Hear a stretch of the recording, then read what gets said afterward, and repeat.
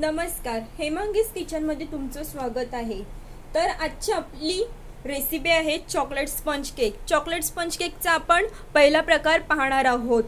तर चला तर आपल्या रेसिपीला सुरुवात करूया. मैदा 100 gram, cocoa powder 2 teaspoon, baking powder 1 teaspoon, butter 50 gram, soda पाव टीस्पून, व्हॅनिला इसेन्स अर्धा टीस्पून, कंडेन्स मिल्क 130 ग्रॅम, दूध आवश्यकतेनुसार. सर्वप्रथम मैदा, कोको पावडर, त्यानंतर बेकिंग पावडर, सोडा आपण जी रेग्युलरली घरात पिठाची चाळणी वापरतो त्याने चालून घेणार आहोत, जेणेकरून यामधील असलेल्या गुठळ्या यातून निघून जातील आणि आपलं मिश्रण मस्त असं व्यवस्थित एकत्र होईल. तुम्ही पाहू शकता कोको पावडरमध्ये असणाऱ्या गुठळ्या त्यामध्ये राहिलेल्या आपण अशा प्रकारे फोडून घेऊया.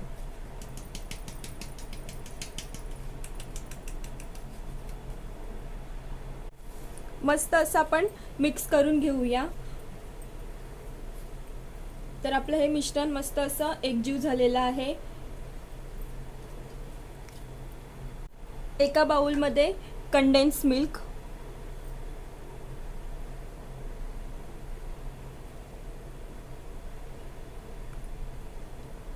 त्यानंतर बटर एकजीव करून घेऊया. अशा प्रकारे तुम्ही पाहू शकता.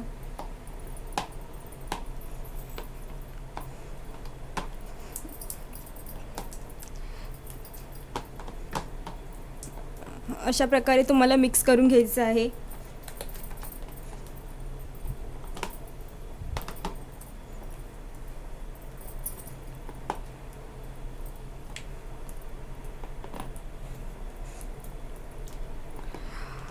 बटर घेताना नेहमी तुम्हाला रूम टेम्परेचरवरच घ्यायचं आहे. तुम्ही जे पण केकसाठी सामान वापराल ते तुम्हाला फ्रीजमध्ये ठेवलेलं जर असेल तर तुम्हाला ते बाहेर काढून त्याच्यातला थंडावा गेलेला पाहिजे.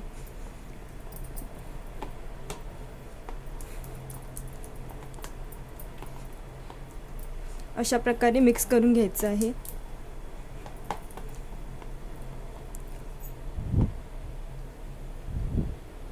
बटर आणि कंडेन्स मिल्क मस्त असं मिक्स झालेलं आहे. केकसाठी तुम्हाला अशाच प्रकारे मिश्रण तयार करावं लागणार आहे.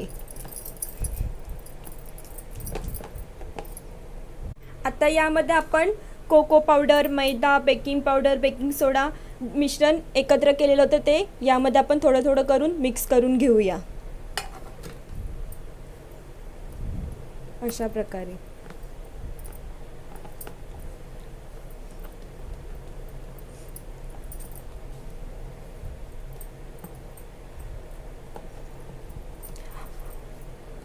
आवश्यक असेल तर यामध्ये तुम्ही दूध सुद्धा टाकू शकता.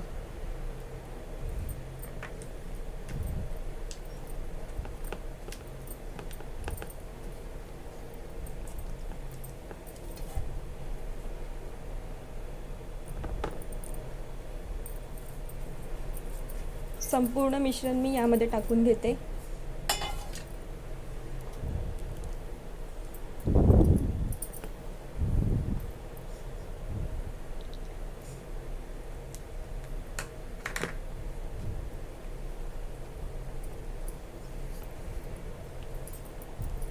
तर हे मिश्रण मी मस्त असं व्यवस्थित एकजीव करून घेते. मिश्रण आपलं जोपर्यंत तयार होते तोपर्यंत आपण एक पातेलं फ्री हीट करण्यासाठी ठेवूया. गॅसचा फ्लेम हा जास्त ठेवायचा आहे जेणेकरून लवकर फ्री हीट होईल. तर तुम्ही पाहू शकता आपलं मिश्रण हे मस्त असं रेडी झालेलं आहे. अशा प्रकारे तुम्हाला करायचं आहे. यामध्ये आपण व्हॅनिला इसेन्स ॲड करणार आहोत आणि ते सुद्धा मस्त असं मिक्स करून घेणार आहोत. जर तुमच्याकडे व्हॅनिला इसेन्स नसेल तर तुम्ही नाही टाकलं तरी चालेल.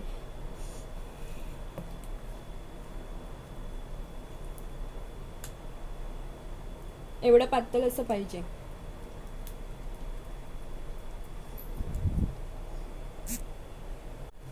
हा मी 6 इंचचा टीन घेतलेला आहे, त्यामध्ये मी बटर पेपर लावून घेते व्यवस्थित असं, आणि त्यानंतर बटर मी ग्रीस करून घेते अशा प्रकारे व्यवस्थित असं लावून घेते. तुम्ही पाहू शकता.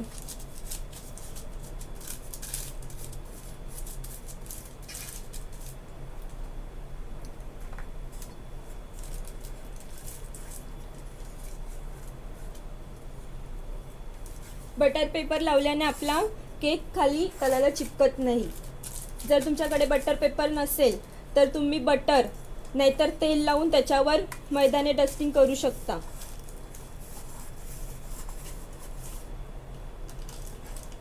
तर पाहू शकता तुम्ही आपला मस्त असा टीन रेडी झालेला आहे. त्यामध्ये आपण हे केलेलं मिश्रण यामध्ये ॲड करूया.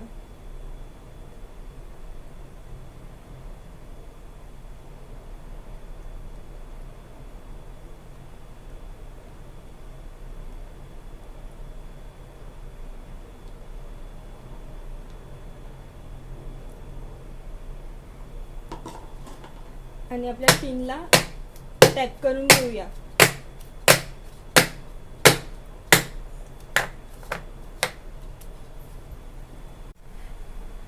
तर आपल्या पातेलं सुद्धा फ्रीड झालेलं आहे. तर व्यवस्थित आपण यामध्ये ही प्लेट ठेवून यामध्ये हा केकचा भांडा ठेवूया आणि झाकण ठेवून आपण कमी गॅस ठेवून 25 ते 30 मिनिटं बेक करण्यासाठी ठेवूया.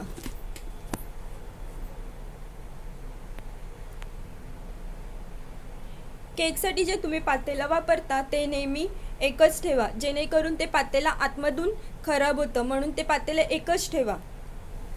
20 मिनिटं झालेले आहेत केक बेक करण्यासाठी ठेवून. तर चला तर केक शिजलाय का आपण चेक करूया. हलक्या हाताने तुम्हाला हे झाकण काढायचं आहे. तर तुम्ही पाहू शकता थोडासा केक शिजायचा बाकी आहे. तर आपण यांना 5-6 मिनिटं अजून बेक करण्यासाठी ठेवूया. तर 5 मिनिटं झालेले आहेत. तर आता आपण केक चेक करूया. तुम्ही टूथपिक किंवा नाईफचा उपयोग करून केक चेक करू शकता शिजलाय की नाही. जर आपली नाईफ क्लीन आली तर समजा केक हा आपला मस्त असा बेक झालेला आहे. तर आपली नाईफ ही क्लीन अशी आलेली आहे, पाहू शकता तुम्ही. तर 5 मिनिटं झालेली आहेत. तर आता आपण आपला केक चेक करूया.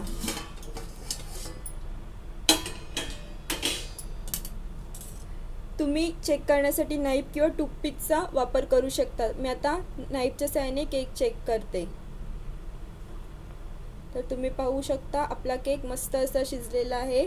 आपली नाईफ पूर्णपणे क्लीन आलेली आहे. तुम्हाला हा व्हिडिओ आवडला असेल तर लाईक करा, शेअर करा, सबस्क्राईब करा आणि तुम्हाला कोणत्या प्रकारचा केक पाहायला आवडेल ते आम्हाला कमेंट करून सांगा. धन्यवाद.